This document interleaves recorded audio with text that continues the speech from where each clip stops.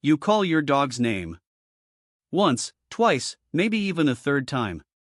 They hear you. You know they do. Their ears twitch. Their body shifts slightly. But they don't come. And in that moment, it feels personal. Like they're choosing not to listen. Like they're ignoring you. But what if that's not what's happening at all? What if, in that exact moment, your dog is actually trying to tell you something and you're the one missing it? Stay with me, because once you see it, you won't be able to unsee it. Most people believe dogs operate on a simple system. You give a command, they respond. If they don't respond, they're being stubborn, distracted, or disobedient. That belief feels logical. It makes sense on the surface. But dogs don't experience communication the way humans do. They don't filter your voice through language first. They feel tone, energy, context, and most importantly, emotional safety. And this is where everything changes. Because what looks like ignoring is often something far more complex and far more meaningful. Let's start with a moment that happens in almost every home. You're busy. Maybe on your phone, maybe working, maybe just mentally elsewhere. You call your dog to come to you. They hesitate. You call again, slightly louder this time. Still nothing. From your perspective, it feels like defiance. Like they just don't care enough to respond. But here's what most people miss. Your dog isn't just hearing your words. They're reading your state. Dogs are incredibly sensitive to emotional consistency. When your voice says come here but your body feels distracted, tense, or disconnected, it creates confusion. To them, something doesn't match. And when things don't match, dogs pause. That pause isn't disobedience. It's evaluation. They're asking, is this safe? Is this clear?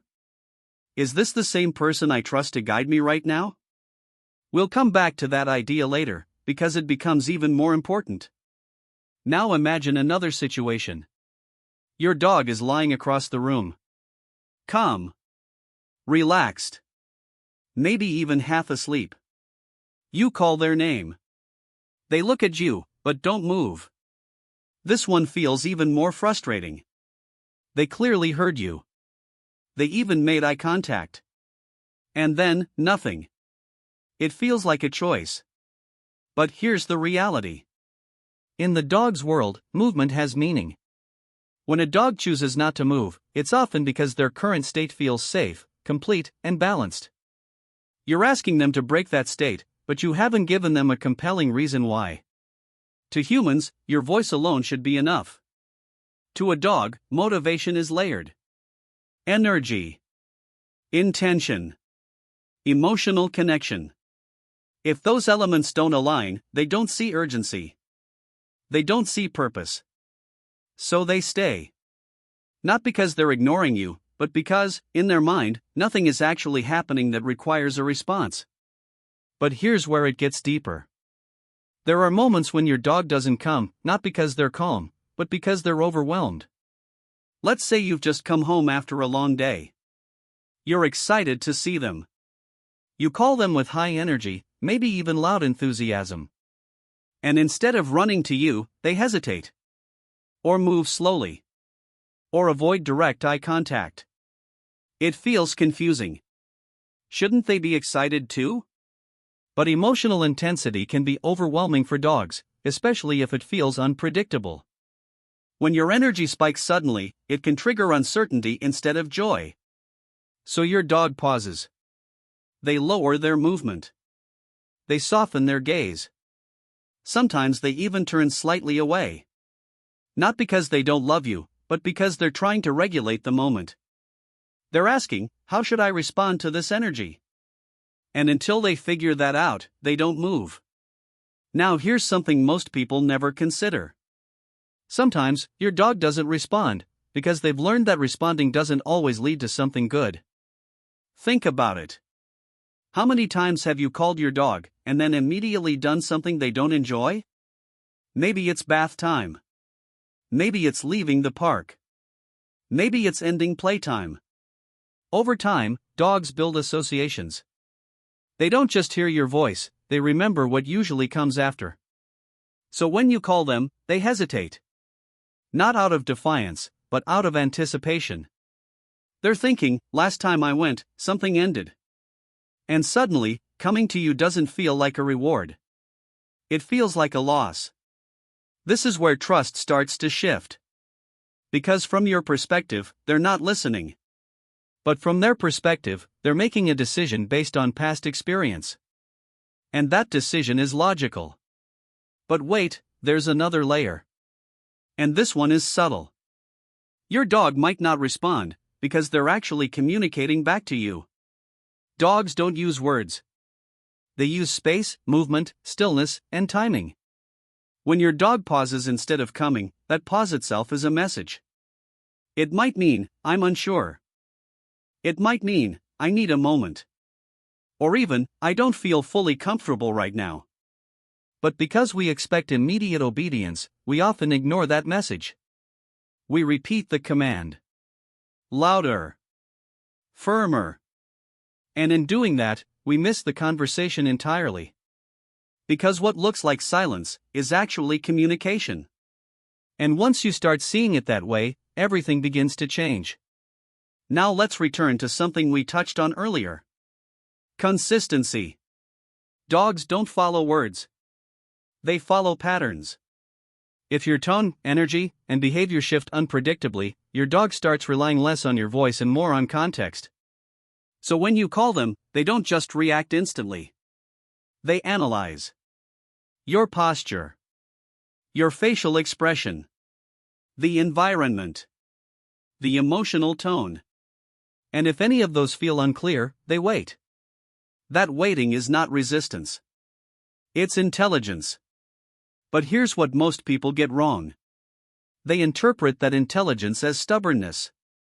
And that misunderstanding slowly creates distance. Because the more you assume your dog is ignoring you, the more frustration enters your voice. And the more frustration your dog feels, the less safe it becomes to respond quickly. It becomes a loop. A quiet one. But a powerful one. Now imagine flipping that loop. Imagine calling your dog, and instead of expecting immediate action, you create clarity. Your tone matches your intention. Your body feels open and inviting. There's no tension. No pressure. Just a clear, consistent signal. Something shifts.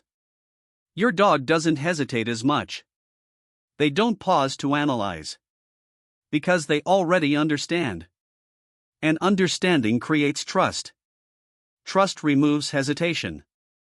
And suddenly, what once felt like ignoring starts to disappear. But there's still one more piece. And this might be the most important of all. Your relationship. Dogs don't respond to commands, they respond to connection. If your dog feels deeply connected to you, they naturally move toward you. Not because they were told to, but because they want to. That's the difference. And connection isn't built in big moments. It's built in the quiet ones. The way you look at them. The way you respond when they're unsure. The way you handle their hesitation, not with frustration, but with understanding. Because every time your dog pauses, they're revealing something. Not about obedience, but about how they feel. And when you start listening to that, really listening, something changes. Your dog becomes more responsive. Not because you demanded it, but because they feel safe enough to choose it. So the next time you call your dog, and they don't come right away, pause. Look closer. Notice their body. Their eyes. The stillness. Because in that moment, they're not ignoring you. They're communicating. And once you begin to understand that language, you'll realize something powerful. Your dog was never refusing you. They were waiting for you to understand them. And there's one more quiet truth that sits underneath all of this. Sometimes your dog doesn't respond immediately because they are not just reacting to you, they are reacting to their internal world in that exact moment. Just like humans, dogs carry emotional residue. A small stress from earlier. A sound they didn't fully understand. A shift in routine that didn't feel quite right. None of it looks dramatic on the outside, but on the inside, it changes how freely they move toward you. So when you call them, they're not starting from zero. They're starting from a feeling. And that feeling decides the speed of their response. This is why two identical commands can produce two completely different reactions on different days. It's not inconsistency in obedience, it's consistency in emotion. And once you begin to see that, something softens between you and your dog. You stop measuring them by how fast they come. And you start noticing how they feel before they move. Because in reality, your dog is always responding. Even in stillness. Even in hesitation. Even in that moment where it looks like nothing is happening at all. There is always something happening underneath. And when you meet that moment with patience instead of pressure, your dog begins to trust not just your voice, but your presence. And that's when everything changes. Because at that point, they're no longer coming to a command. They're coming to you. And when a dog starts coming to you from that place of trust, the behavior changes in ways most people don't notice at first. The hesitation fades, but not because they've been trained out of it. It fades because the emotional uncertainty that caused it is no longer there. They don't need to stop and calculate your intention anymore. They already feel it before you even speak. That's why experienced behaviorists often say dogs don't need perfection from humans, they need predictability. Not rigid routine, but emotional clarity. A calm, readable presence that doesn't shift without reason.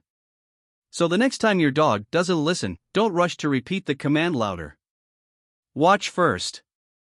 Notice first. Because in many cases, the response you're looking for is already forming, just not in the timeline you expected. And in that small gap between your expectation and their response, is where understanding either breaks or deepens.